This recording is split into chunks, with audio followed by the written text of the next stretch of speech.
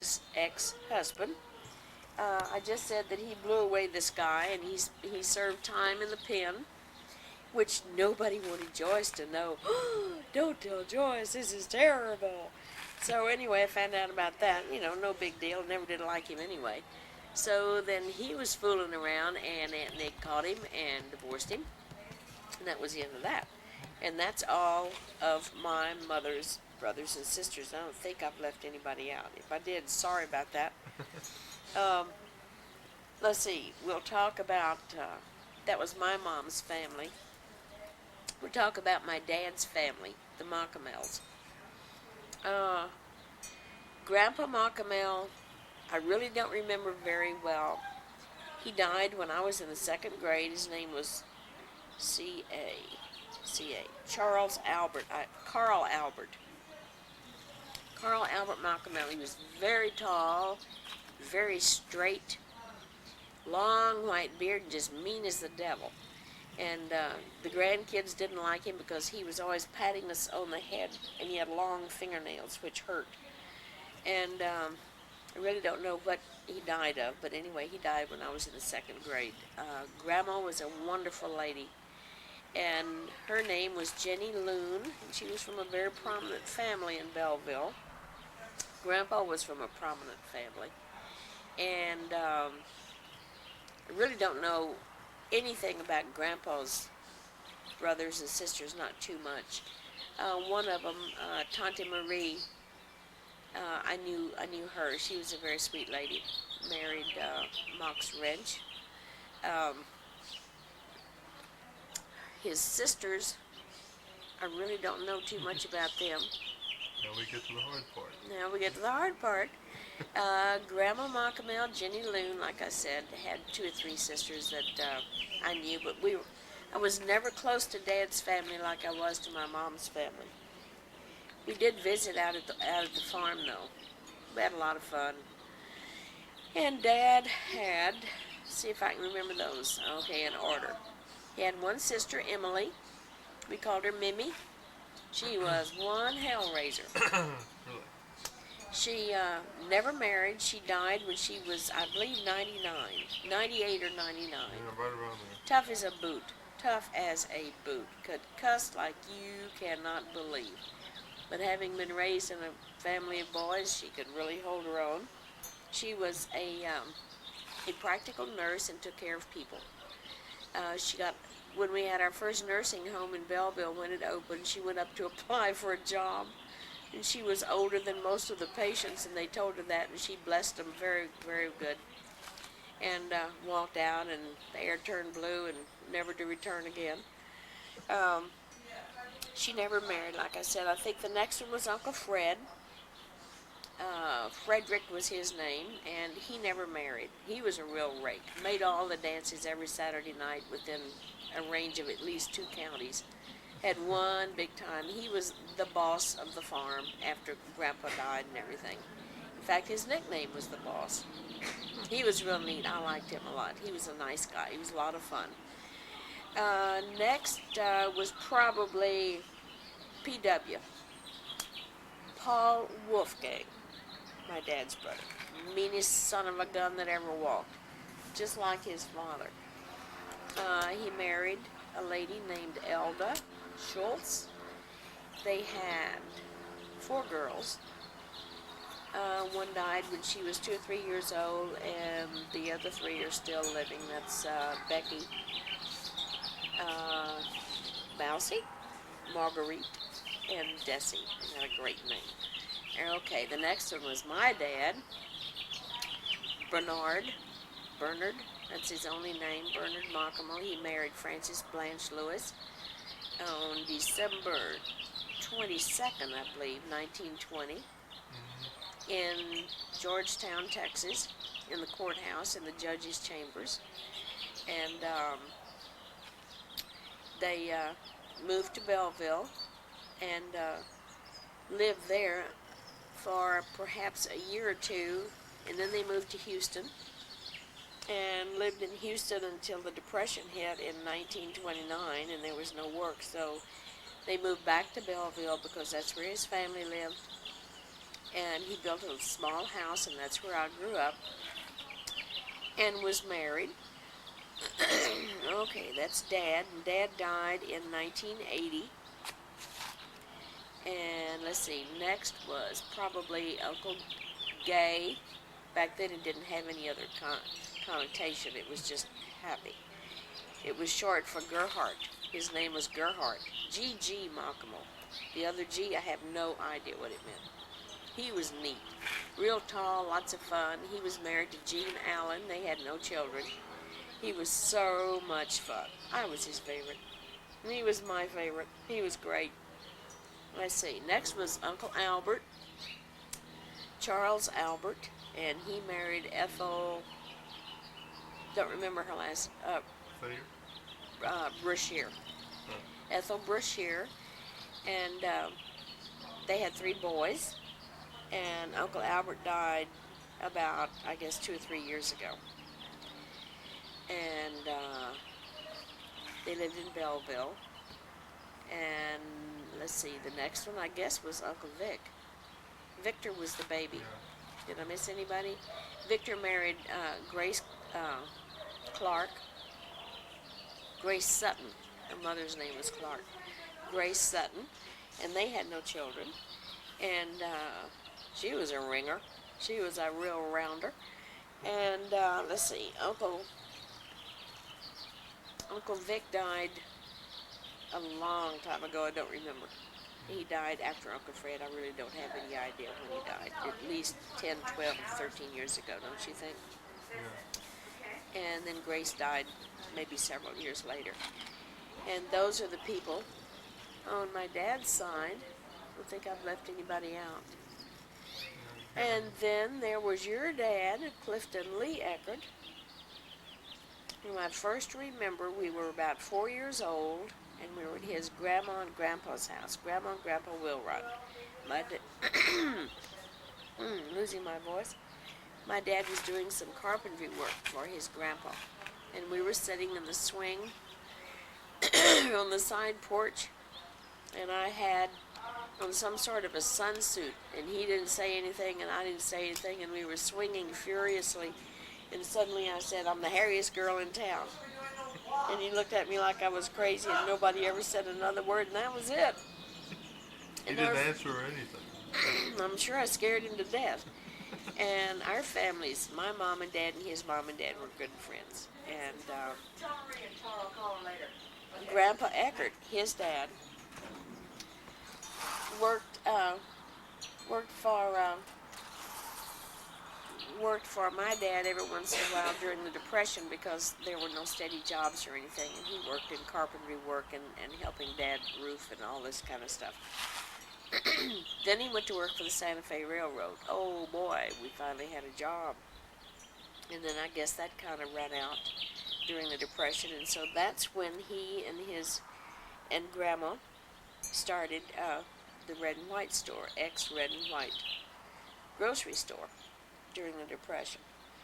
And then he got started working for the Santa Fe again, and so he worked for the Santa Fe until he retired.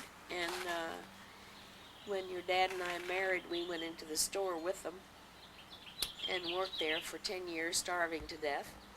And that's when you 2 kids were born. Let me back up here. Can you stop this and let me cough real well? Okay, we're back on. Let's see. I'll talk about Eck and me. I've already talked about our first meeting. Well, we went to school together from the 1st grade on, and when I was in the 2nd grade, I told him I was going to marry him, and he wasn't very happy. But anyway, I made him stand by me at all school functions, and I would hold his hand, and he was very unhappy. Robert Ferguson in the 2nd grade got up in front of the class and announced his love for me one day. From then on, I think your dad got beat up every day on the way home from school because Robert Ferguson knew that I was going to marry him. And he just beat the bedevil out of him every day. Poor guy.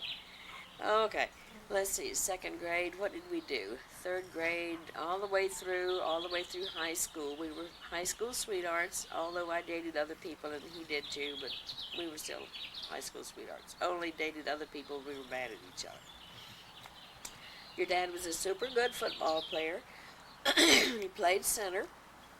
He was all-state center and tough as nails. Loved it when he could beat 'em up. Had many.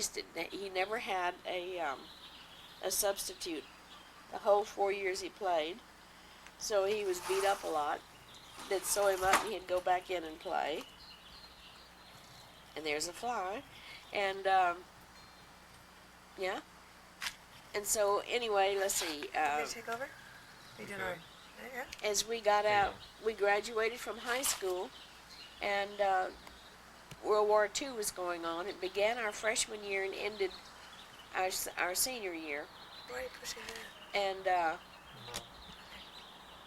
And when we got out of high school, Eck joined the Marine Corps. He was only 16 years old, but he lied about his age, and his dad signed for him. He went off to Parris Island, South Carolina, to boot camp. While he was in boot camp, the war ended, which was luck. And then he came home on leave, and we were engaged. He brought me no, he didn't either. That was after he'd been to Camp Pendleton. So he was sent out to Camp Pendleton, California, and he was in the Marine Corps for a total of maybe 14 months. That was it. So when he came home on leave, his first leave from Camp Pendleton, he brought me a ring, and I was going to Blinn College, and I graduated from there, and we were married November 1st, 1947, at our house, because Paul would not give me away in a church. He was not going to walk down the aisle, and I could have killed him. But anyway, it was real neat. We were married at home. And right in the middle of the ceremony, the phone rang, and it was Boots Kristen next door. He thought the ceremony was already over, but it wasn't. He was calling to whatever, and so somebody had to grab the phone real quick.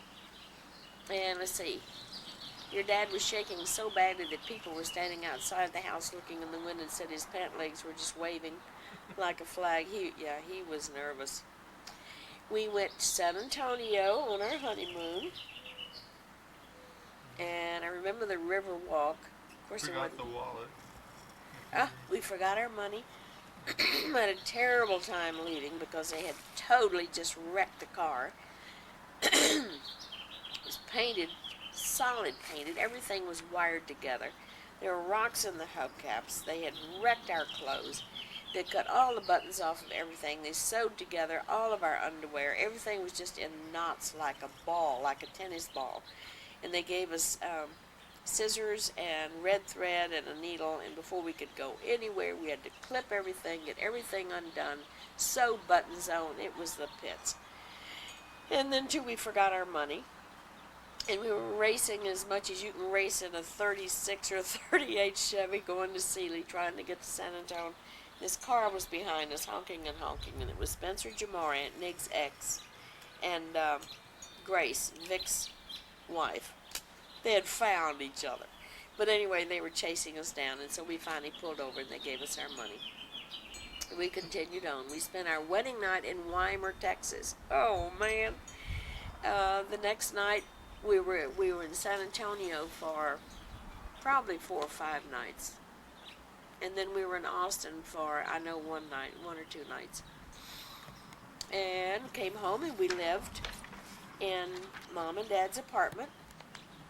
There were no places to live in Belleville, and so we lived there temporarily for 10 years.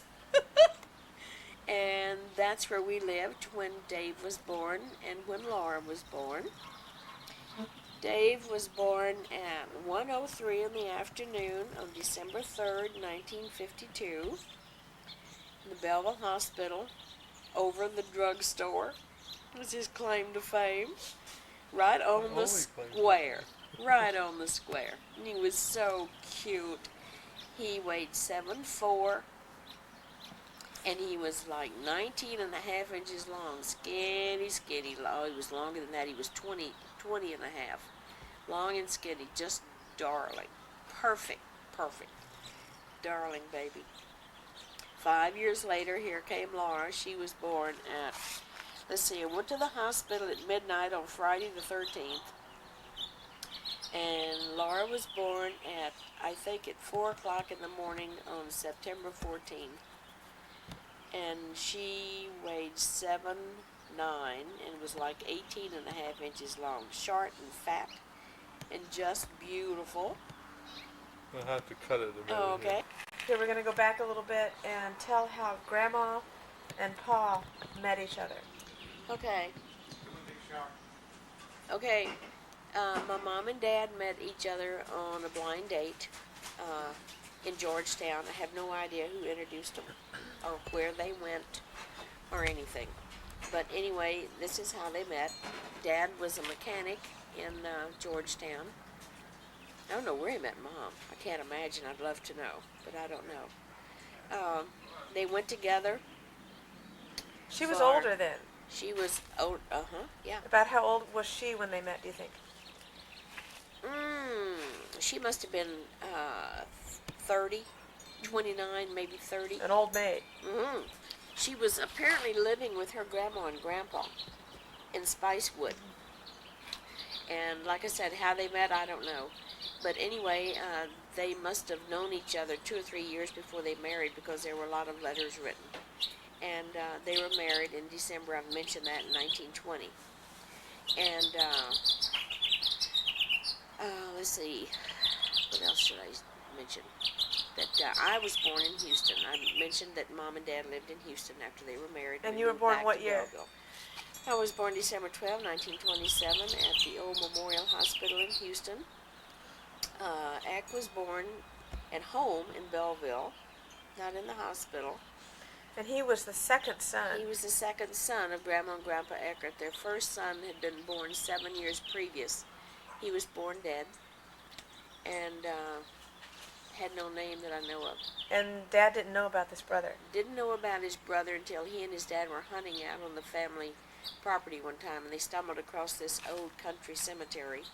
And he looked at it, and it said infant son of Arthur and Flora Eckert. So that's the first he knew of that. So he asked his dad about it, and so his dad told him. So that's the first he knew about that.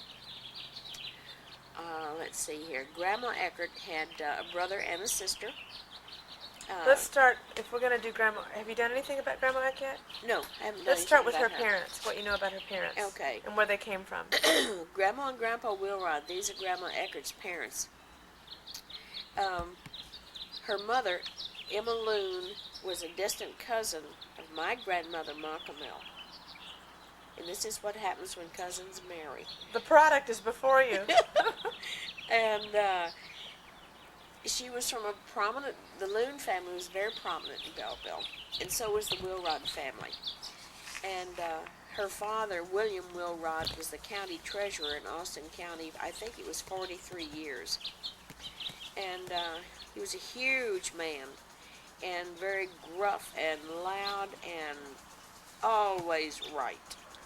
And always. Obviously produced 3 very dysfunctional children. Apparently. Yes. Especially Reese, the son. Adalie, and Flora, all very Yes. unusual people. There was apparently no discipline as far as that was concerned, because Reese got very angry about something happened at school 6 weeks before he graduated, so he quit. And that was the end of that. And if things didn't go his way, he didn't go to school apparently. He was a mess. And he was all of his life. He just never grew up. Okay. And he was married to a lady named... But wait, we're not done with Dad's grandparents yet. So I really it don't was know that much Wilrod about him. and Loon that Right. married. They were married, 2 very well-known families. Now, do you know where they came from as far as nationality goes? Well, I'm sure that both of them were born here they were born there in Texas. But their ancestors, yes, came from Germany. Maybe their parents, or would it be their grandparents? Probably grandparents. Yeah. Probably grandparents, yeah. Like my dad's grandparents. Your Pa's grandparents came over, also Yes. from Germany. Right. And we didn't say that about Samuel and Laura. See, I don't really know that much about them. I really don't know. I don't know when they came over. I don't even know where they came from. Ireland, England, in that area. I'm not sure, but they were I know Irish that and English. Laura's maiden name was Lamascus. Right, she was And that French. was French, right? Right, she apparently there's a little village that Uncle Harvey and Uncle Jiggs found when they were in France during World War I, named Lamascus. Really? And be fun to think that that might be where her family came from. I have no idea. She had an uncle that Aunt Nig told me that came by boat and landed in New Orleans, and he had a ruffled shirt and looked like a real French gentleman, and he rode a horse from New Orleans to the hill country to visit Grandma. And apparently stayed for a little bit and then left again. I have no idea whether this is true or not. But she was orphaned at a very early age, I understand. And she had, this is another example, she had a sister, Amanda, who married one of Grandpa's brothers. This was another one like Carl and Like Oscar. sisters married brothers, Right. yeah.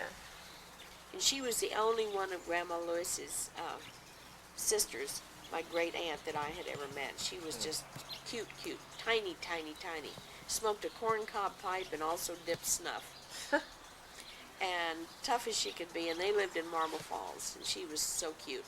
And she was called Aunt Mant, short for Amanda.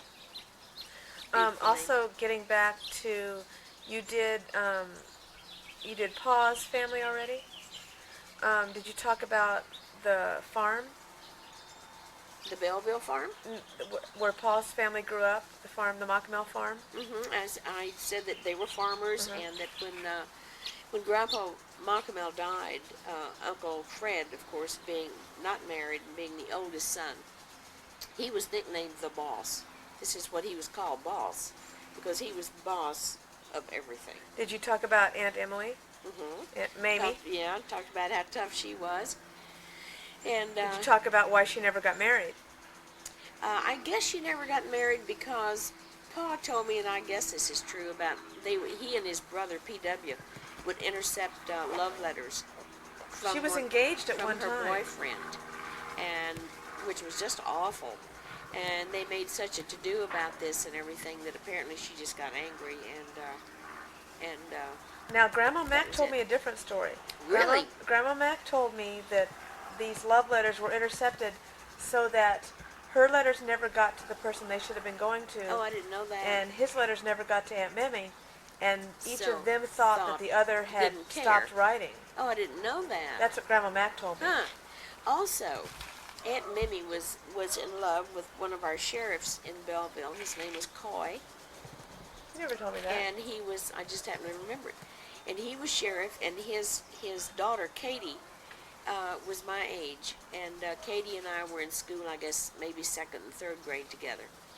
And she was taking care of Sheriff Coy one time. He was ill, and I said earlier that she was a practical nurse. And she was crazy about this guy. Of course, he was married and had a family and all this kind of stuff, but that was the only love that I ever knew that she had, other Yeah. than what I hear about. And did you talk about all Paul's brothers and sisters that you know of? Okay. So then we got on to you and Dad, but we need to go back and talk more about the Wilrots and the Loons. We're back to that. Okay. I'll And see what about I can Flora, remember. Reese, and Adaly. And especially about the store in Belleville and how that all came about. I told about that. It was during the Depression, and Grandpa Eckert had lost his job with the railroad because of the Depression. They were laying off people. Well, I don't want you to repeat. I just want you to include things. Okay. I'm a good director, huh? You really are. And anyway, Adaly, who was Grandma Eckert's sister, and her husband were also without a job because of the Depression. And so Grandpa Eckert let them be partners in the store without investing any money, which later on certainly became to be a sore subject. Because wasn't Uncle Ben stealing from the store? That's what they say. I don't know if he was or not. I have no idea. Grandma couldn't stand him. Couldn't stand the man. Before they thought he was stealing? Yes. Or even before? They didn't. If the Dickahoots were visiting the Wilrods, The Eckerts didn't go, and vice versa. They didn't speak, except in the store, for years and years and years and years and years. The Eckerts would look out their door, and they could look across the field to the Wilrod's house, and if the Dickhoots' car was there, they didn't go. How far, you mean the Eckerts where Dad was born? There? No, not where Dad was born, where he lived. Where he lived? Yeah. Where was the Wilrod house from there? Okay, if you're standing out in the Eckerts' front yard, look over to the left across the highway, and it was right there. Do you know where the radio station was in Yeah, Belleville? that's where the Wilrods lived? That's where their house was. Why did they leave that house? Why did they leave that house? Grandma and Grandpa Wilrod died, and the children sold the house. Okay. They sold the house. And then something happened to the house? The people that bought the house tore it down. Lee Dittert Jr., the attorney, they owned the radio station. And they tore it down and built the radio station. Oh, I didn't know that. So that's how that That's came to interesting. be. Let's see. As we said, Reese was dysfunctional. Reese and Annie had no children. And But who was the oldest? Grandma Eck was the oldest, Grandma right? Eck was the oldest. She and Adalie were only like maybe 15 or 16 months apart. They were Flora what? Flora Estelle. Flora Estelle. And Adalie, I don't know what her other name was. And then 10 years later, along came Reese. Do you know when Grandma was born? No, I don't. I know she graduated from high school in 1912, but I don't know how when she was born. So Flora and then Adalie. And then Reese. And Reese married Aunt Annie. She was a kindergarten teacher, and just great. And everybody, all the kids that she taught, just loved her. She was a wonderful lady. But And her nickname was Annie Cat. yep. And she was a neat lady, but too bad she married him. Yeah, why? And tell about the fights that they used to have. Oh man, they really used to have some Lulus. They lived in a really neat house, I thought, way out in the country. Where we used to have Thanksgiving. Yeah, where we used to go for Thanksgiving, and Reese was having an affair with Norma Eckert, who was Grandpa Eckert's sister-in-law, Uncle Benny's wife. Oh. What a tangled web we weave. Yes. And apparently Annie found out about it, but they really didn't need a whole bunch of things to fight about because they fought a lot. And the neighbors would hear them, and they would be really getting with it up there and yelling and screaming and hitting and throwing and all this kind of stuff, and call the store and ask Eck to come out. Your aunt and uncle are fighting, come out and stop them. And he would say, man, leave them alone, let them kill each other. But he would go out and separate them. Because they would only listen to him. Right. He was an only child, an only grandchild, an only nephew, an only everything. There were no other children in the family. No other children in the family. And poor guy, he really had it. Which is why eventually you guys moved out of Belleville. Really. Because you couldn't stand it Couldn't anymore. stand it any longer. We were in the store for 10 years with his mom and dad, and he hated it. We were completely starving to death, not making any money Because whatsoever. Grandma wouldn't let you guys have any money. Right. She wouldn't pay your dad She was anything. too controlling. And there was nothing else to do there. Absolutely nothing. So he decided one night we were laying in bed, and he couldn't sleep, and and I said, what's wrong? And he said, I've been thinking. And I thought he said, I've been drinking. And I sat up in bed and went, my God, what have you been doing? You're drunk. And this big fit. And he went, no, I've been thinking. But, well, I do overreact at times. So anyway, we sat up and it's sort of like the dog. Yeah. And we sat up the rest of the night, and he told me what he'd been thinking. And Which was? He was going to tell his parents that I can't handle it any longer in the store. And David was already born. David was born, and you weren't born yet when we sold the store. You were born later. Yeah. I was in the hospital having tests, trying to have another baby when Eck came up and announced that they had sold the store. Well, now we don't have a dime. Yeah. We don't have a job. We don't have access to a grocery store to have food. We Now, have zilch. did you tell about how nasty Grandma was to you when you and Ooh, Dad were man. engaged? Oh, God, no, I didn't even think about And I that. want to hear, and we want to talk about the wedding too. Okay, I talked a little bit about the wedding, but not much. Okay. She was very jealous, as you can imagine. This was her only child, and it was a son, and all this kind of stuff. And when he was getting out, when Eck was getting out of the Marine Corps, he sent me the telegram that said what time his train would arrive. And didn't send them one, and asked me to call them. Well, I did. And the train was to arrive, I think it was like 5 in the morning or something like that. And a couple of days before this happened, I went over and showed him the telegram, and I said, here, this is, what he sent. And she tore it up and threw it, and was a bit upset, and said a few choice words. And so, okay, that's number one. And so then we get around to the wedding and all this stuff, and I'm Which saying... came how soon after he got back? He went off in 45, he got back in 46, we married in 47.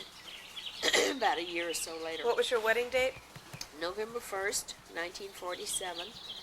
And so when we were planning the wedding and everything, and I needed names from her side of the family, she wouldn't give me any, and she told me that she wouldn't have anything to do with this bleep bleep mess that was going on, and she wasn't going to have any part of it, and and all this kind of awful stuff. And I just kind of sat there. You were only how old? We were both 19, and so she got up and stormed out, and Grandpa got up and stormed out after her, and I don't know what he told her. But anyway, that was another thing. But Grandpa was sweet. Oh, he was great. I'll back up just a bit.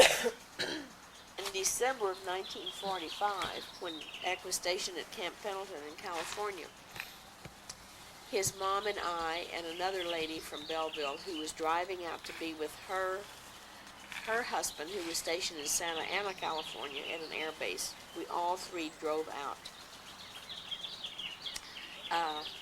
This was really bad, because I was in the store one day, and Virginia Gendorf is the lady that was driving out, and she had asked Mrs. Eckert if she would like to ride with her and stay. Don't you know, Eck would have loved to have had his mom out there to stay for 2 weeks? Right. Grandpa Just always his had mama. these great ideas, okay?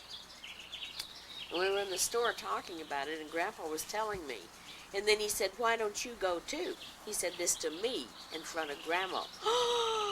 Grandma was furious, and he offered to pay my way and all that. Oh, man, she was so mad. I bet she hit him. Oh, I bet she hit him when she got him home. So, of course, I wanted to go, and I did go. So I went home and told Mom and Dad about Now, at it. the time, you could have only been 17. You can't have been more than that. No, it was in 1945 in December. I was out of high school. I was 18 years old and 17 years old. Then you were married a year later? 17 years old, and I was going to college. I was in college. So I went home and I told my mom and dad, and get this, round trip, from L.A. to Belleville on a train was $34. Whoa. That's a lot of money. That's a lot of money. So Dad said, no problem, So I told him, and she was furious when I told him I was going. So we drove out with this lady. Excuse How me. pleasant. Oh, it was horrible. I had never been to California before. I'd never been out of the state before. Neither had Grandma. Neither had Virginia Gendorf. And these three women are driving out. She let us out in Laguna Beach, Santa Ana. We rode a bus. It was in December. I had to do this because Grandma, I don't know where we are, and all this other kind of stuff. It was pouring rain. The winter rains were here. Freezing cold. We were on a bus. We got to Laguna Beach. I remember that. Changed buses. And from there went down Highway 1, because that was all there was. In this blinding rain to Oceanside. We got to the bus station, and there's your father. He's so glad to see us. I run to him and we embrace and we kiss, and there's the big balloon standing back there. Your She's mother. so mad that I am there in the first place. So he had gotten rooms for us at the Oceanside Hotel. Well, who shared rooms? Grandma and me. He stayed at the base. Oh, okay. Okay. And so you guys shared a room? A Or you had your bed. own room? A bed? There was no such thing as two. This is in 47. You shared a bed with her? I had to. Oh, horrible. I know, it was just awful. And Ike and I would try to get off by ourselves to go to a movie, to go out and eat, and she was right there behind us. It was just horrible. Try to sit between you at the movies? Oh, probably. We stayed about 10 days, and she had a railroad pass, okay, because Grandpa worked for the railroad. So, you got bumped if you had a railroad pass over vacation. At this time, the war was over and all the guys were coming back, so we had to wait Hi, John. until all of this happened. I'm ready. And rode the train back, and it was just horrible with this lovely person. Oh, God. I know. All right, so I guess I take it we're going to cut it I here think we're going to dinner. and finish some more later. Mm-hmm. Bye. Bye.